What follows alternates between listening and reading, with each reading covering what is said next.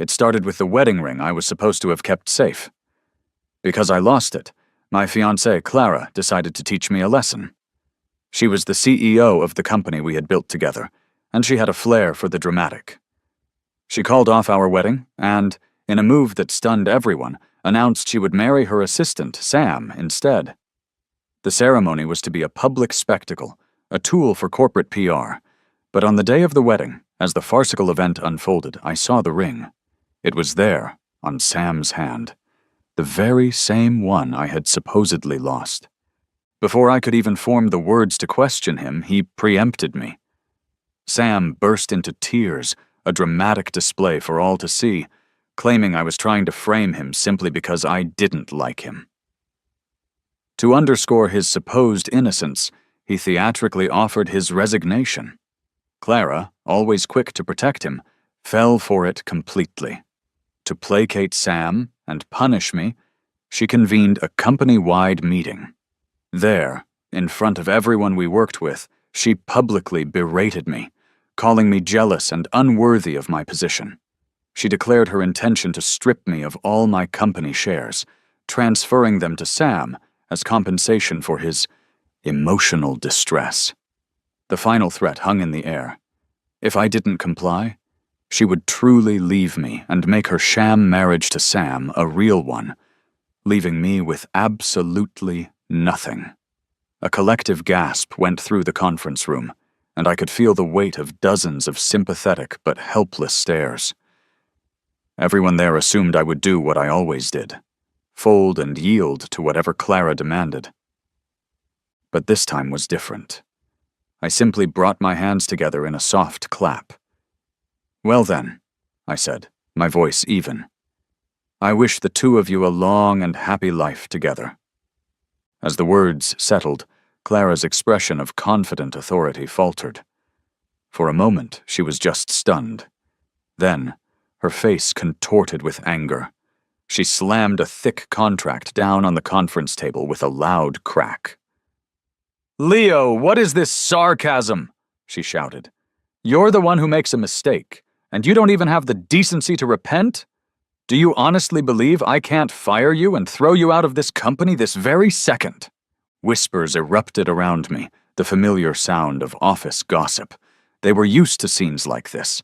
Despite our relationship, Clara never hesitated to publicly reprimand me if she felt I had stepped out of line, or more accurately, if someone else complained about me. Over time, any respect I might have held in the office had been systematically eroded by her actions. She wasn't satisfied with just that, though. She had taken to posting carefully edited, misleading videos of me online, which led to a barrage of public comments calling me a worthless, arrogant freeloader, completely oblivious to the fact that I had been the silent, driving force behind the company's growth. The live stream of the meeting, which she had insisted on, now had a comment section scrolling at lightning speed with vitriol directed at me. Sam, her assistant, couldn't hide a smirk. After letting the moment hang, he leisurely walked over to the camera to end the live stream, turning back to Clara with a mask of gentle persuasion. "Clara, don't be so impulsive. I've already forgiven Leo. No matter what he did, he's still your fiancé. I don't want to be the cause of any conflict between you two." A flicker of something complex, perhaps regret, passed through Clara's eyes, but Sam's words only served to harden her resolve again. She scoffed and shot a look of pure disdain at me. "He just relies on the fact that he's my fiancé. He banks on my indulgence for his childish fits. Don't you think I'm right, Leo?" she sneered. I laughed internally, a hollow, bitter sound that no one else could hear. I was done arguing. Experience had taught me that no matter what I said, she would twist it, dig her heels in, and accuse me of being unreasonable. My silence was something she could interpret as an admission of guilt, and with that she finally brought the disastrous meeting to a close. Once the room had cleared and it was just the two of us, she let out a deep sigh. "Leo, I'm genuinely disappointed in you," she began, using her favorite line. "Not only do you refuse to make amends for your mistakes, but you also insist on embarrassing me in front of the entire company. I used to fall for that line every time, launching into a cycle of self-reflection and apology. But I had come to realize that my reflection was just a doorway for her to push her punishments further. "What exactly did I do wrong?" I asked calmly. "You already held the wedding with him. What was so wrong about me wishing you well?" My tone seemed to catch her off guard. A moment later she mocked. "Calling you petty isn't far off the mark. That wedding was just a publicity stunt, not a real marriage. We hyped it for a year. What would it look like if we didn't go through with some kind of ceremony? Honestly, you should be thanking Sam for this. He went out of his way to help you find that ring. And since you were away on a business trip, he even agreed to stand in as the groom to help me save face. You weren't even half as invested as he was. Where do you get off throwing a fit?" She argued with such confidence, and I couldn't stop a dry laugh from escaping. I had financed and arranged that entire wedding. I had spent 3 months meticulously planning every detail, from the hotel decor to the brand of candies in the gift bags. Initially, she was the one who insisted on giving the ring to Sam for safekeeping, claiming I had too many other responsibilities and might lose it. I had objected, but she'd overruled me, accusing me of not trusting her judgment. When the ring inevitably went missing, I was the one who scrambled to source a nearly identical backup at the last possible second, only for her to scold me for treating the matter too lightly before she stormed off. I was left to calm our friends and families, and before I had a moment to breathe, she had sent me away on another urgent business trip. And now she stood here, placing all the blame squarely on my shoulders. As for Sam wanting to marry her, everyone in the company could see his intentions. Clara was the only one pretending to be oblivious. As long as Sam chose to hide the ring, I could have turned the entire city upside down and never found it. Maybe in the past, I would have argued these points, but I was exhausted. I was done discussing problems that she understood perfectly well, but simply refused to acknowledge. Just then, the door opened and Sam walked back in. "Clara, don't be mad at Leo," he interjected smoothly, naturally gravitating to her side. "I offered to help. I've been with this company for so long, it feels like my home.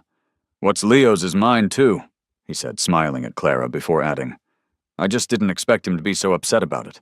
I'll take the blame for this whole misunderstanding." Hearing this, Clara's gaze on Sam softened with sympathy. "You're so mature, Sam," she sighed, then turned to glare at me. "Leo, do you see his attitude? Why can't you learn from him?" I didn't respond. She had always protected Sam. He didn't even have the credentials to get an interview at our company, but Clara had made an exception, pushing him through against all advice. Countless times, mistakes he made were pinned on me, because everyone knew he was her favorite, and I was an easy scapegoat. I didn't know what I was supposed to learn from him, just as I didn't know what I was supposed to say now. Clara sighed again, a sound of frustration. "Enough. I won't waste my breath. You've slandered Sam's reputation and caused rumors to spread throughout the company. Thankfully, he's strong-willed and hasn't let it affect him. We have a policy of taking care of our employees, so to make this right, you need to sign this contract." She slapped a stock transfer agreement down on the table in front of me. "You don't deserve your position anymore, and you have no right to hold on to these company shares. You should hand them over to someone more capable." Sam's eyes lit up with a greedy glint, but he quickly adopted a coy expression. "Clara, how could that be right?" "Why not? It's what you deserve," she stated firmly. I almost laughed at the sheer absurdity of it all. This company only existed because I had provided the entirety of the startup capital and worked day and night for years to secure investors and manage projects. Now, with a single sentence, she thought she could just hand over the fruits of my labor to someone else. I let out a cold, quiet laugh and picked up the contract. Clara saw my movement and assumed I was giving in. A hint of satisfaction crossed her face. Sam, on the other hand, watched my hand with undisguised excitement. As they both watched, I tore the contract cleanly in half. Then, I pulled out my phone and began to dial the police. Clara's eyes were fixed on my fingers. Seeing the numbers on the screen, she lunged forward and snatched the phone from my hand, ending the call. "Leo, what are you doing calling the police?" she asked, her voice laced with an anger that didn't quite cover a tremor of guilt. She knew she was in the wrong. "I find it funny," I said calmly. "You accused me of slander. Let's get the authorities involved and see who's really at fault. And while they're here, they can help investigate the case of the missing ring. There are security cameras everywhere. It should be easy enough to solve." A flash of panic crossed Sam's face. Clara opened her mouth to say something, but Sam interrupted her, whispering, "Let it go, Clara. We're all colleagues. There's no need to involve the police and make things embarrassing for everyone." Clara looked at him with pity, and then back at me with growing annoyance. Finally, she tapped my forehead with her finger. "Leo, you're getting nastier by the day. You should be grateful that Sam is mature enough not to stoop to your level." The mature Sam shot me a glare when Clara wasn't looking, then turned back to her with a placid smile. "I'll get back to work, Clara. You can talk to Leo." With that, he left, and I could almost feel the smug satisfaction radiating from him as he walked away. He knew Clara wasn't just going to talk. She was going to lash out on his behalf. And she did. As soon as the door clicked shut, Clara launched into a tirade about how I didn't measure up to Sam, how I was becoming more petty with age, and not nearly as mature as the younger man. When she had exhausted her anger, she brought up the wedding ring again, her tone shifting to one of earnest sincerity. "Do you really think I'm favoring him? I'm doing all of this for your own good, Leo. I want you to be able to rest while I keep the company thriving with talented people on board." She tried to put the ring, the one she'd been holding, back on my finger. Looking at her gentle expression now, a younger version of me might have believed her. But I knew better. It was just her classic move, a sweet offer after a harsh blow. I chuckled softly and instinctively pulled my hand away. Is an incompetent manager who lost the company over $8 million on a single bad deal a talented person? Should I be the one taking a break, or should you? Her face flushed with anger, but she held it back. If that's how you feel, then we have nothing more to discuss. She threw the ring at my face and stormed out of the room. I knew this was her signal for the start of a cold war. Every time she was in the wrong, she used this tactic, freezing me out until I broke down and admitted fault. But this time, I felt no anxiety, no fear. I didn't rush to patch things up. I simply glanced down at the ring lying on the carpet and walked out. That night, Clara didn't come home until well after midnight. In the meantime, Sam posted a message in the company's group chat. "The new luxury car Clara gifted me looks amazing. Hard work really does pay off, everyone. Keep going, and you'll get there too." The post included a picture of him grinning beside a limited edition sports car, with Clara standing proudly beside him, her arm around his shoulder, her eyes filled with admiration. Colleagues flooded the comments with likes and congratulations. Clara herself responded with a cute emoji. "This is a reward for your outstanding performance. You truly deserve it. I wish certain people could learn from your example." No one needed to guess who certain people referred to. I knew she was trying to make me jealous, to provoke a reaction and force me to apologize. A male colleague, one of the first employees who had grinded with us in the early days before leaving to start a family, sent me a private message. I had recently convinced him to come back on board. "Leo, what's going on? Weren't you and Clara super in love?" His message sent a pang of nostalgia through me. He was right. Back then, we were.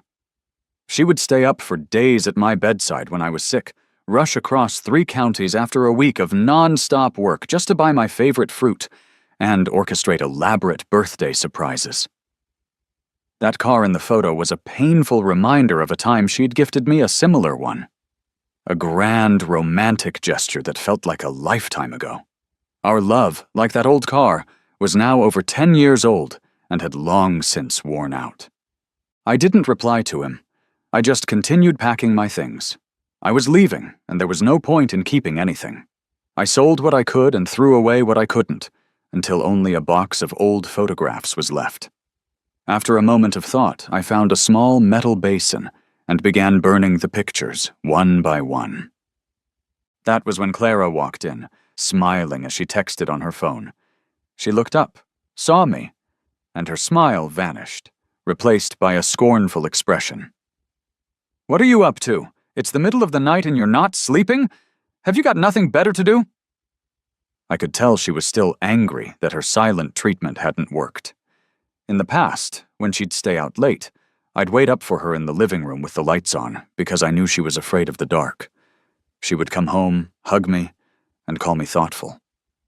The difference between love and indifference is painfully clear. I didn't offer an explanation, just continued feeding the photos to the small flame. Clara never liked having her picture taken. So many of these were the result of my patient persuasion. I thought she wouldn't care, but she surprised me by walking over and taking the remaining photos from my hand, examining them one by one. "When did we take these? I don't even remember them," she murmured, her tone softening. "This profile shot turned out well. Who took this one? Why does this one look so funny? You look like a cute little fox here, Leo. You were so adorable back then, all chubby cheeks," she reminisced to herself, a small, genuine smile creeping onto her lips. I remained silent. After a few seconds, she seemed to remember our ongoing fight. She cleared her throat and frowned. "Why did you burn those photos?" "We don't need them anymore," I said casually. "All right, don't think I don't know what you're doing," she smirked, standing up and shoving the photos back into my hands. "You did this on purpose, didn't you? Just to get my attention. Stop sulking. Tomorrow afternoon, bring your ID and let's go to the marriage registry." Her tone was arrogant, as if marrying me was a great favor she was bestowing. I chuckled and tossed the rest of the photos into the basin. The last flicker of our good memories turned to ash. Clara frowned instantly. "What are you doing? Clara, Before I could finish, her phone rang. Seeing the caller ID, her eyes lit up. She walked straight into the bedroom to answer, her happy laughter seeping through the closed door. I waited outside, staring at the ashes. It took her almost half an hour to emerge, still smiling. "Something came up at work. I have to step out. I probably won't be back until late." She tried to sound nonchalant, but I knew the call was from Sam. Work had been her excuse to meet him for years. I didn't call her out on it, I just nodded. She went back into the bedroom to change her clothes, and I could smell the perfume she sprayed. One phone call was all it took for her to forget about me and the photos I'd just burned. "Hey, what were you going to say earlier?" she asked suddenly, just as she was about to leave. "I can sell my shares to Sam at market price," I said after a pause. "See if he's interested." Clara looked pleasantly surprised. "Are you serious?" I nodded. She quickly came over, held my face between her hands, and kissed me hard. "You're being so good today. I knew you cared about me. I'll let him know later." Then, realizing her slip, she quickly corrected herself. "I mean, I'll call him." I pretended not to notice, wiping the kiss from my face with a feeling of disgust. The sooner the better, before I change my mind. She gave a quick nod and left, humming a tune. Less than half an hour later, a text arrived. Sam had agreed to buy the shares. I wasn't surprised. The company was doing well, and the shares were worth a fortune. Even if he didn't have the money himself, Clara would help him. It was essentially a free gift. He would never pass it up. Clara didn't come home that night. I assumed they were out celebrating. But in the dead of night, my phone rang. It was a call from her number. Half asleep, I answered. I heard her heavy breathing, and then Sam's cheerful voice. "Clara, you don't even like Leo anymore. Why are you going to marry him?" A few seconds of silence passed, and then Clara's sharp response. "We've been together for 10 years. Plus, he's already agreed to give up the shares. It's not the right time to break up. Don't ruin the mood." Then the call ended. I stared at the screen. I knew Clara wasn't aware of the call. It was Sam's way of taunting me. It had happened before. Complaining to Clara was useless. She trusted him more than me. I even guessed that she would now find an excuse to back out of going to the marriage registry. I put my phone down and went back to sleep. The next day, I continued packing. As expected, Clara came home in the evening, looking tired. "Leo, I had something urgent come up. I couldn't make it to the marriage registry. You're not mad, are you?" There was a faint scratch on her neck. The urgency was obvious. I shook my head. "Not mad. I was prepared. I didn't go anyway."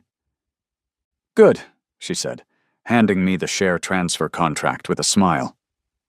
She seemed anxious, probably afraid I'd change my mind out of anger. I ignored her demeanor and signed the papers after checking the terms. Once it was done, she visibly relaxed and immediately got a lawyer to finalize the transfer. What should have taken a week was rushed through in half an hour. The shares were transferred to Sam, and the money was in my account. All settled. Clara was happy. She even looked at me with renewed affection. "Why do you look so worn out? I was planning to go get the license tomorrow, but since you've been so good, we can go today." She laughed, pinching my cheek. I slapped her hand away. I said nothing, just turned and grabbed the suitcase I'd already packed. Clara didn't understand. "What are you doing? Planning a honeymoon? Leo, I agreed to marry you, but I can't do a honeymoon right now. I'm too busy." "It's not a honeymoon," I interrupted. "I'm leaving, Clara. We're breaking up." "Breaking up?" She was stunned, and then she laughed. "You're joking, right? I get it. You're annoyed about the shares. But you're the one who sold them to Sam. You got the money.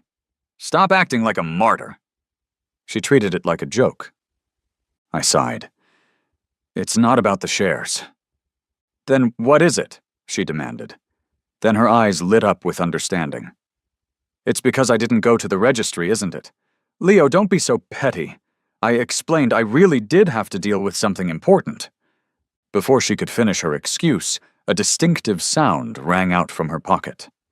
Her face went stiff. She quickly pulled out her phone and silenced it.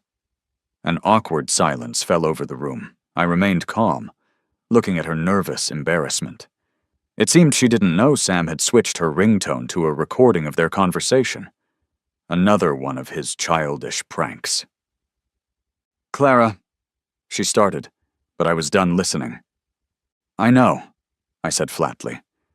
"I heard what you and Sam talked about last night. Breaking up is the best thing for both of us." Faced with the undeniable truth, I thought she would finally agree. Instead, she grabbed my hand, a bitter smile on her face. "I get it. It's because of Sam. I'll move him to a different department so you won't have to see him. I never considered leaving you, Leo. We have 10 years together. Let's not end like this. I really do want to marry you. Sam was just a momentary thing." "Look," she said, showing me a booking confirmation on her phone for an appointment at the marriage registry. She really had booked it. I believed she had intended to marry me, but intentions can change in an instant.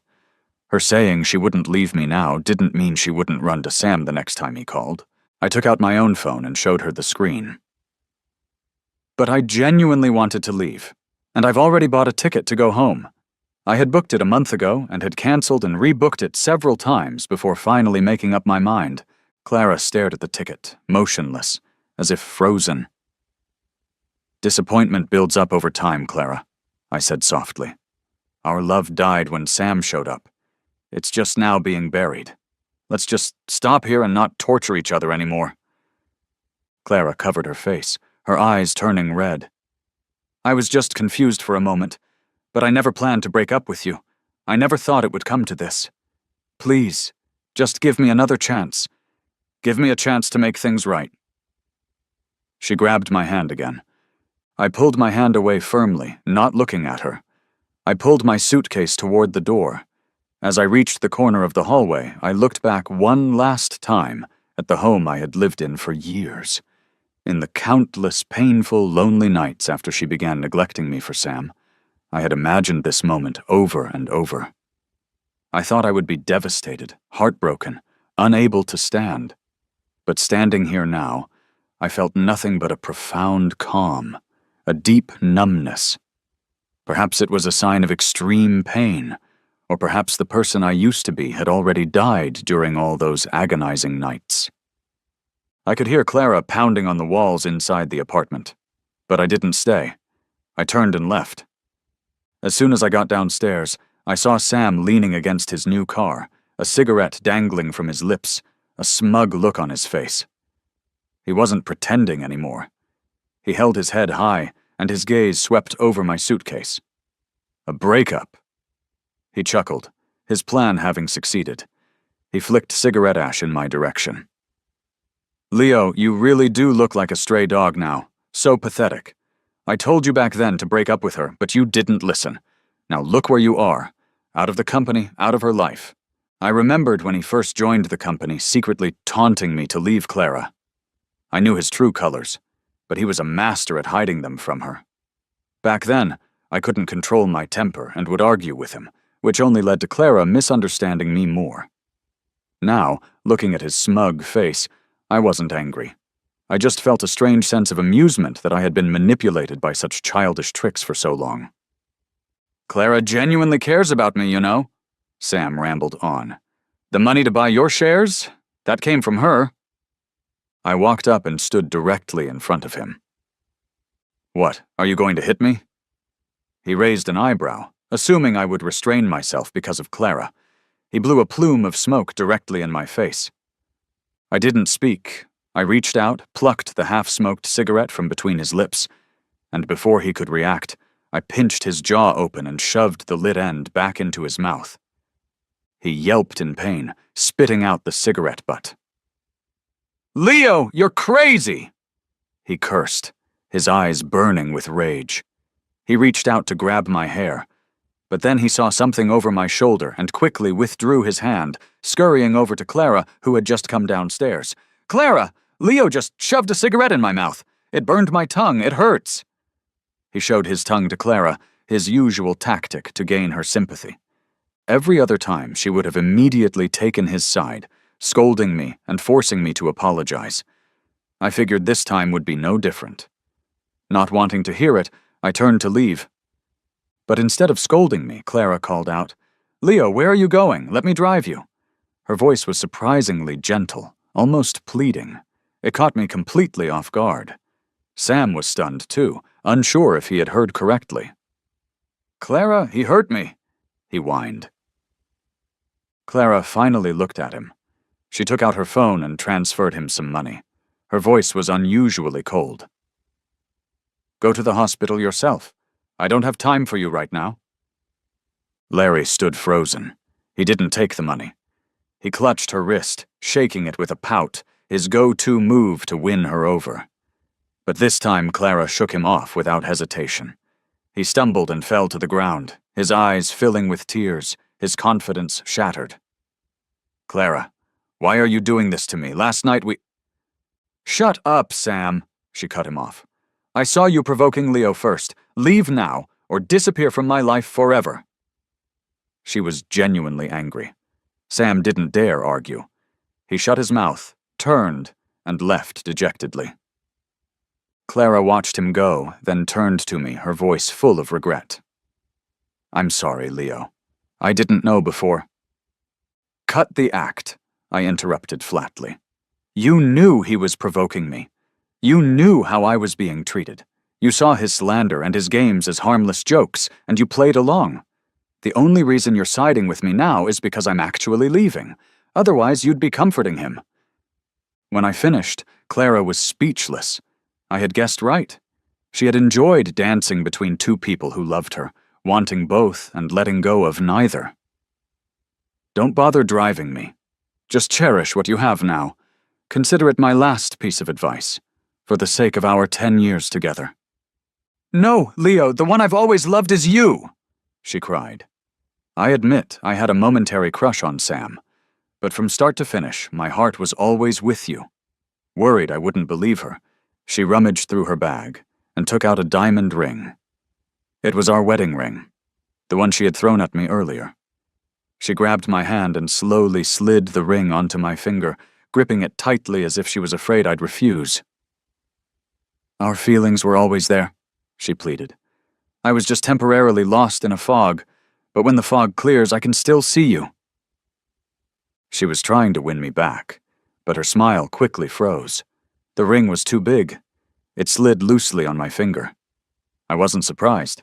It seemed Clara had it resized after it was lost. I chuckled. Clara looked flustered. "The ring can be fixed. It'll be back to the original size soon," she muttered to herself. I ignored her. Realizing the futility of her actions, she finally broke down. "I'm going to confront him," she said, picking up her phone to call Sam. While she was distracted, I took the ring off my finger, placed it in her hand, and walked away without another word. "Leo!" She shouted my name desperately. I didn't respond.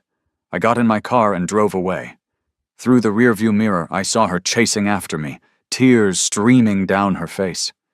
In that moment, I saw a reflection of my past self in her. For years, wasn't I the one chasing after her, only to break down each time?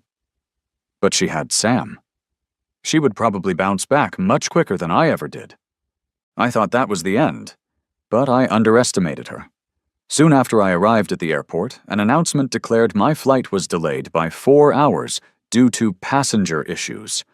I decided to wait in the lounge. It wasn't long before I noticed I was the only passenger left. A group of men in sharp suits, looking like security, were talking to someone just outside.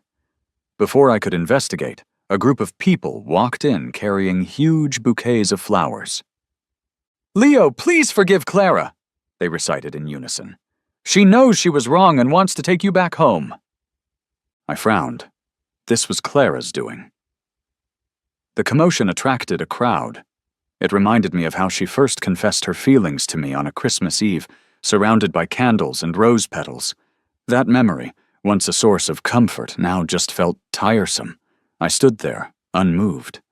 A few minutes later, Clara and Sam walked in. From an angle where Clara couldn't see, Sam shot me a look of pure fury. Then, in the next second, he knelt before me. "Leo, I know I was wrong. Please forgive me. Don't leave Clara. She loves you so much. I'm willing to step aside." His words were carefully chosen, making him sound like a martyr.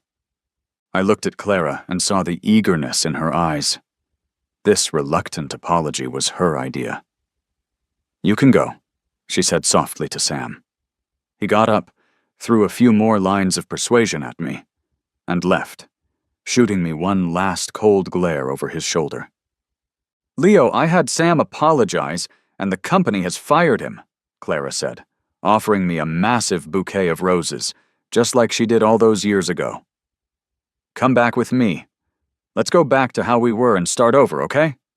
I took the roses from her. Her eyes lit up for a second, right before I spoke. "You seem a bit overconfident.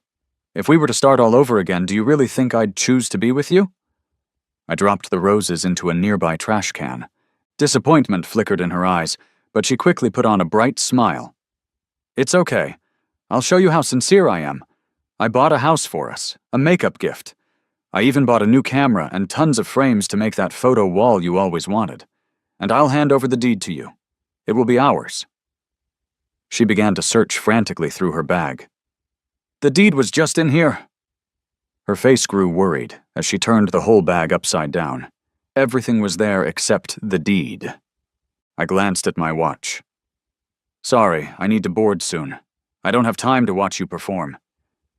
My words hit her hard. The hope in her eyes vanished, replaced by the reflection of my own indifference. "If it's gone, I said, leaving the words ambiguous. She understood. Tears welled up in her eyes again. As I calmly walked past her, she collapsed to the floor, crying hysterically.